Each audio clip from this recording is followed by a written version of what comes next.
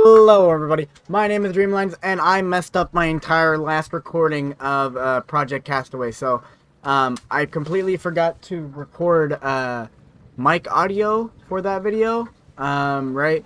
But I did a lot in that video and I don't really want to I don't really want it to go to waste, so I had an idea, a Dreamlinez brain fart, you know, they don't happen that often.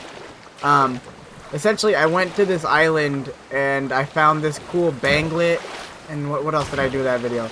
I kind of ran around the other island and I found a bunch of recipes. But I mean, I upgraded my tools to bronze as well. But you know, I missed it. I don't want all that footage to go to waste. So I decided that I'm going to read some of the notes. That first off that I read during the video, but also a couple other ones, and just overlay the clips with the video, right? So I am going to hopefully not die on this island. We'll just set up like, yeah, right here. Let's get the, just to make sure I'm actually recording. Yep, I got audio. Set up a little fire right there. I need one more log. Yeah, these bronze tools might be better. I'm not fully sure. I think they are. I can't exactly tell, but I might just be losing it. Down. And then let's break this guy down, and then we'll get into reading some notes. All right. Actually, cancel that. I'm gonna add some more fire to it. But this will be a lot shorter of a video because I'm actively recording this at 10:38 right now. I am on one of the biggest time crunches you will ever imagine, right? So let's get this started. Come on. Come on. Come on. I hate the fire starting mechanic in this game. This is horrible. I hate that I have to do it. Alright, cool. Alright, let's get into these. Hopefully it goes fine. We were reading Logan Harper's. Here we go. Part 1, The Crash. Date, September 1st, 1985. If you're reading this, you must be as desperate as I am. Name's Logan Harper. We were flying, thinking everything was fine until that storm hit. The plane went down fast, faster than you can even imagine. The stench of burning fuel and charred metal is something I'll never forget. Wreckage is scattered across several islands. I survived, but barely. When I came to, the stench was overwhelming, and the sound of children crying cut through the chaos. It's been 2 days since the crash. The plane is still smoking, too dangerous to go near. I found a few survivors, a woman and 3 kids. I haven't bothered to learn their names yet. They look at me like I'm supposed to save them, and I resent it. Their fear is palpable. Kids' constant crying pierces the air, and the sight of their terrified faces smeared with dirt and tears makes my stomach churn. Right after the crash, I stumbled upon the wreckage and bodies. The sight and smell made me puke, the acrid taste of bile lingering as I tried to gather my senses. My short-term memory is shot. I can't remember where we took off from, or where we were heading. It's all a blur. I have a nasty concussion. My head feels like it's splitting open. The only long-term details stick. My wife, my family back home. Their faces are etched in my mind, a cruel reminder of what I've lost. I miss them terribly. The loneliness is suffocating. Part 2, The Struggle. September 7th, 1985. It's been 6 days since the crash. My head still throbs from the concussion, and the short-term memory loss is maddening. I have to rely on the woman. I've overheard her name is Claire, and the kids more than I'd like to. They seem to think I'm their leader, but I can barely keep myself together. The stench of the wreckage hasn't faded. Every time I catch a whiff, it brings me back to those first moments, to the bodies and the blood. I'm trying to piece together what happened, but everything's still a blur. The kids cry less now, but their eyes are filled with a silent plea I'm not equipped to answer. Claire is doing her best to keep the kids calm. She comforts them, whispers reassurance. It's admirable, but it feels pointless. We're strangers thrown together by fate, with no idea how to survive this place. I miss my family, but thinking about them feels like a luxury I can't afford right now. I've noticed Claire watching me. She wants to talk to make plans, but I avoided. I can't afford to get attached. I notice cuts and bruises on the children and can't help but wonder if they'll really make it here. If not, I'd rather avoid further heartache. I've managed to build a fire for us and some palm bedding on the floor. Not much, but it's something.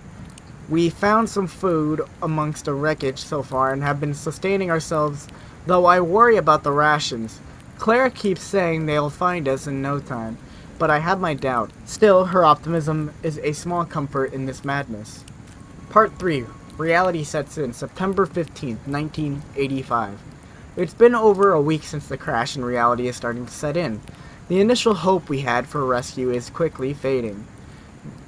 The food we scavenged from the wreckage is running low. I've started rationing what little we have left, but it's not going to last much longer. Claire, a 26-year-old medical student, has been doing her best to keep everyone patched up with the first aid supplies we found.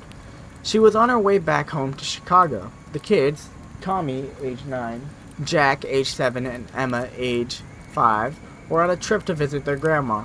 Their parents didn't survive the crash. I hope most of my time searching the wreckage again. Today I spent most of my time searching the wreckage again, hoping to find something we missed. I managed to salvage a few more cans of food and a couple of bottles of water.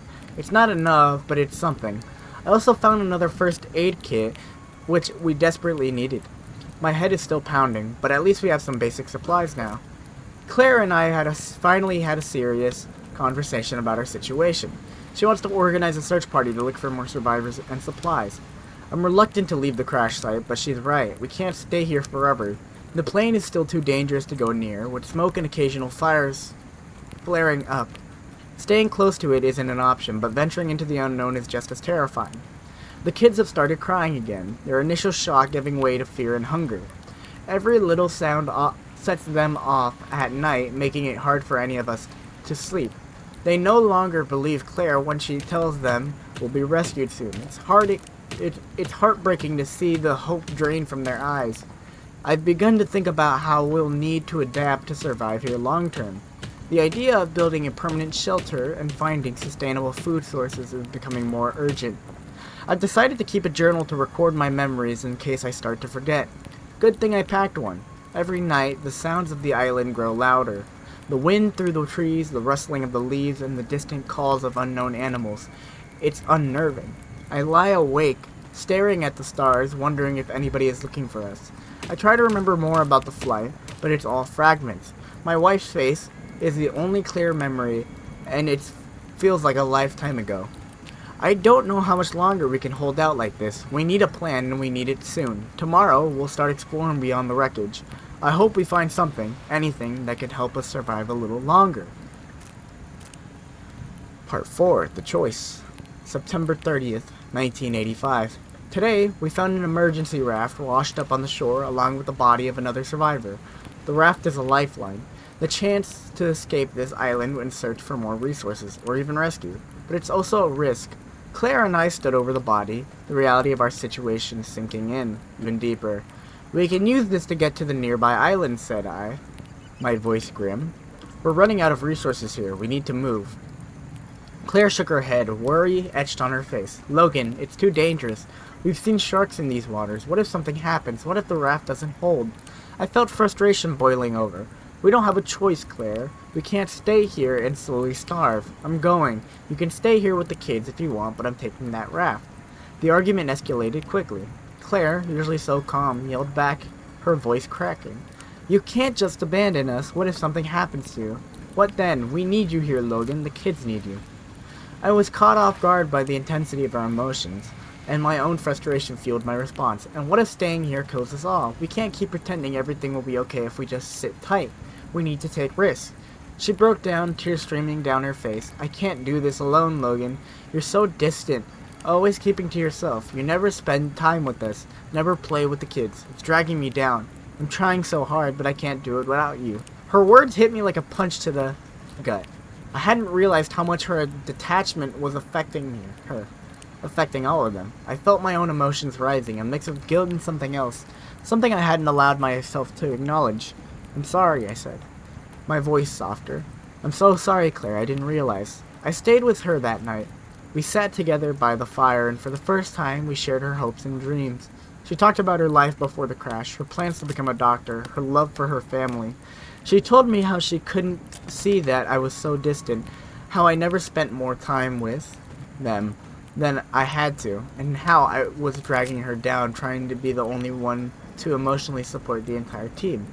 As she spoke, I realized how much I had come to care for her. My heart broke at the thought of losing her, of failing her and the kids. I reached out, pulling her into an embrace. We held each other, seeking warmth and comfort for the cold night.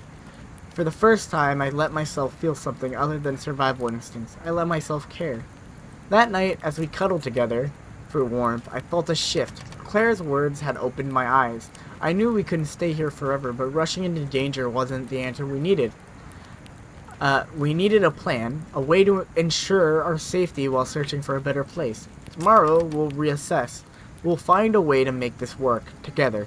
Because in this nightmare, they're the only thing keeping me grounded, and I can't lose them, and that scared me most. Part 5, Growing Attachments. October 1st, 1985. Last night changed everything. Claire and I spent the night talking, really talking, for the first time since the crash.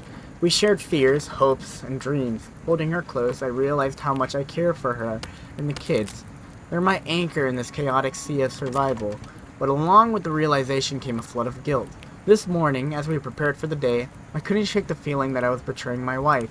Claire and I shared a kiss last night, a moment of weakness that felt so right yet so wrong. My heart ached with the weight of my emotions, torn between the connection I was forming with Claire and my loyalty to my wife back home. I decided to talk to Claire about it. As we sipped on the last of our salvaged coffee, I took a deep breath. Claire, I need to explain something. Last night, it meant a lot to me, but it also made me realize why I've been so distant. She looked at me, concerned and understanding in her eyes. What is it, Logan? I lost my son when I was 5. Or when he was 5, sorry. I began, with my voice heavy with emotion. It destroyed me. It nearly destroyed my marriage. My wife and I. We almost didn't recover from it. But we did, eventually. We became closer than ever. But the fear of losing another child, of feeling that pain again, been too much. That's why I've been keeping my distance from you and the kids. Claire's eyes filled with tears as she listened. Logan, I'm so sorry. I had no idea. I know, I said, feeling the sting of my own words. That's why I think it's wrong for us to get close. I care about you, Claire, more than I should. But I have a family back home, a wife who's waiting for me. I can't betray her. Her heart broke in front of me. I could see the pain in her eyes, the tears she fought to hold back. I understand, she whispered, her voice cracking, but it doesn't make it any easier. We spent the rest of the day preparing for the journey to the nearby island. I fortified the raft, making sure it was as seaworthy as possible. Claire took stock of our remaining supplies and tended to kids. Emma, Jake, and Tommy seemed more at ease seeing us working together, but there was a palpable tension in the air. As the sun began to set, we gathered around the fire. Claire and I explained our plan to the kids. We're going to explore a nearby island, I told them. It might be dangerous, but we'll be careful. We need to find more food and water, and maybe we'll find a better place to stay. The kids listened quietly. Emma, the oldest, looked at me with a seriousness that belied her years. Will we come back, she asked. Yes, Claire assured her. We're just going to explore. We'll be back before you know it. That night, as we lay in our makeshift shelter, Claire reached out and took my hand. Thank you, she whispered, for understanding. I squeezed her hand gently, my heart heavy with the weight of my decision. We're in this together. We'll find a way to make it. As I drifted off to sleep, I thought about the journey ahead, the unknown waters, the potential danger. But for the first time since the crash, I felt a glimmer of hope. We had a plan, and we had each other. Tomorrow, we will set out, we'll scout the nearby island, and come back with what we need.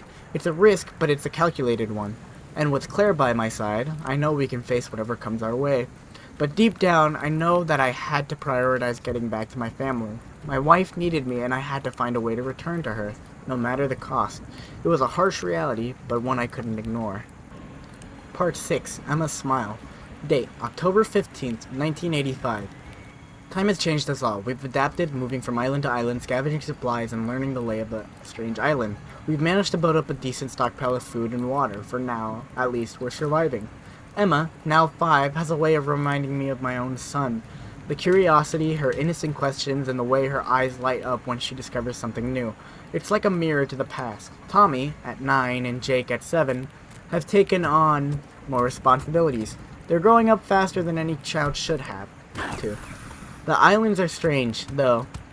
The supplies and tools vanish without explanation. The kids have started having nightmares, waking up in the middle of the night, screaming about shadows and voices. I've heard them too. Claire tries to reassure everyone, but I can see the fear in her eyes. We've noticed several wrecks scattered around, but they're often too dangerous to explore. The last time I tried diving into one, a shark nearly took my leg. It's a constant reminder of how precarious our situation is. We can't leave the kids alone for too long and the risks are high. Emma, in her innocent way, often says things that bring a smile to our face. Just yesterday, she found a seashell and handed it to me with wide eyes. Logan, will this shell bring us good luck? Her hopeful expression melted my heart. Maybe it will, Emma. I replied, ruffling her hair. Maybe it will. Despite everything, her presence is a balm.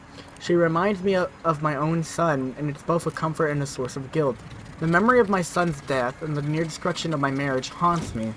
It took years for my wife and me to build our relationship, and now, here I am, torn between the family I lost and the makeshift one I'm trying to protect. But tonight, something happened that brought all those emotions crashing back. We were sitting around the fire, and Emma slipped up. She called me Dad. The word hit me like a punch to the gut, and all the buried pain and guilt surged to the surface. I'm not your dad, I snapped, my voice harsher than I intended. Don't call me that, I'm not your father. Emma's face crumpled in hurt and confusion. Before I could react, Claire was on her feet, anger blazing in her eyes. Logan, how could you? She's just a child. She looks up to you. Emma ran off into the darkness, her small figure disappearing into the night. Panic surged through me, cutting through the haze of anger and guilt. I stood up, my heart pounding. Emma, come back! Claire and I grabbed torches and set off after her, the fear of losing her in the dark gnawing at me. The jungle around us was thick and menacing, every shadow a potential threat. Claire's angry rebukes echoed in my mind as we searched, her words a constant reminder of my failure. Emma, where are you? Claire's voice was strained with worry. As we moved deeper into the jungle, the sounds grew eerier. Every rustle of leaves, every snap of a twig set my nerves on edge. Then we heard it, a low, menacing growl. My blood ran cold. Despair, Part 7. Date, November 1st, 1985. The following is a blur. I'm trying to recount the details of this painful memory as best as I can. Claire and I were searching frantically for Emma in the dark. The jungle around us thick and menacing. The sounds grew eerier with every step. Then, we heard it, a low, menacing growl. My blood ran cold. We found Emma huddled under a tree, but before we could reach her, a pair of Komodo dragons emerged from the shadows, their eyes glistening in the torchlight.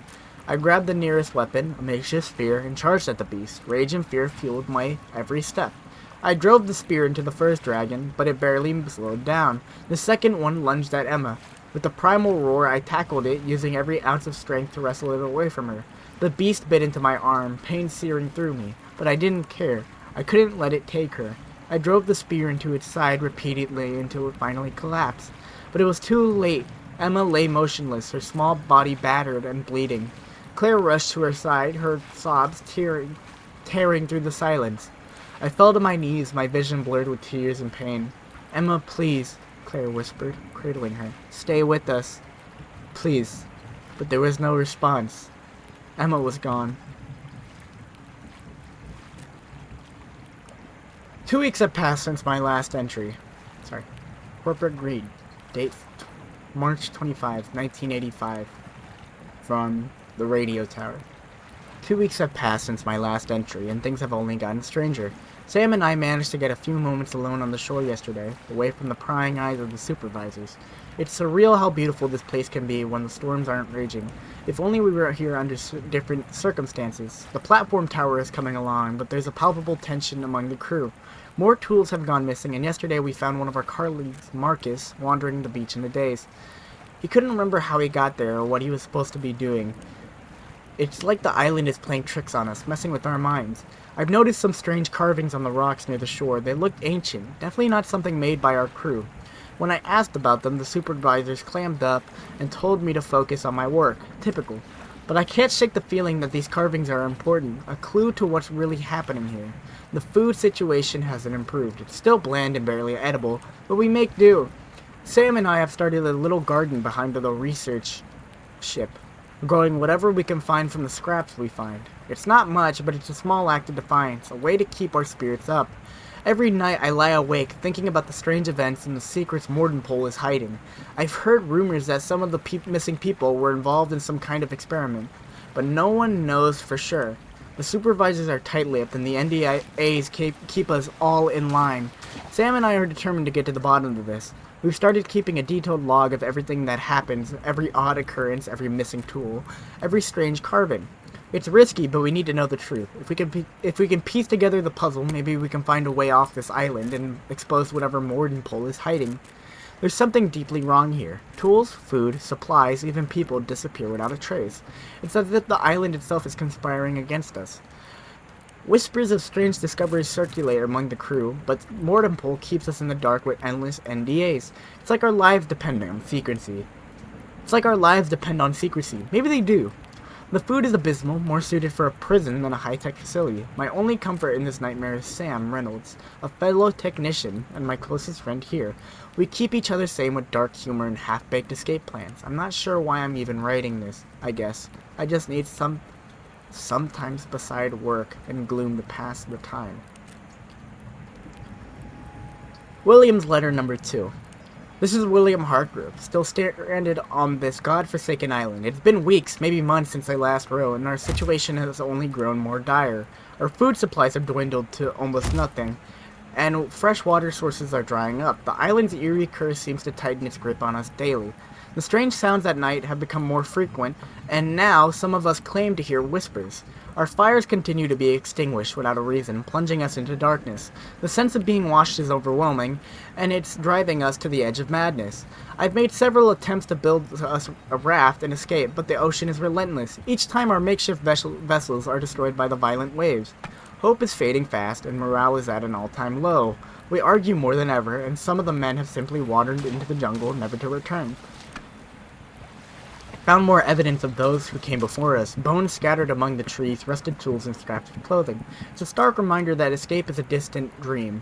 Still, I hold on to a sliver of hope that this letter might reach someone. If you find this, know that we are desperate. We need your help. Please alert the authorities and send a rescue party. We cannot hold on much longer, and I fear that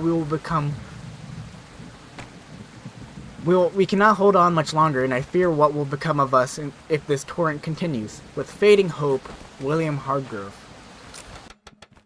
That's about all the time we got for this video, right? I'm gonna start wrapping it up here. I hope you guys enjoyed. If you did, make sure to leave a like. Make sure to subscribe. If you're new to the channel, make sure to check out a different video.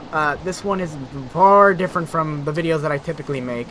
I wasn't able to do exactly what I wanted. I lost all that audio, but what can you do? But I will see you guys in the next one, alright? Bye-bye.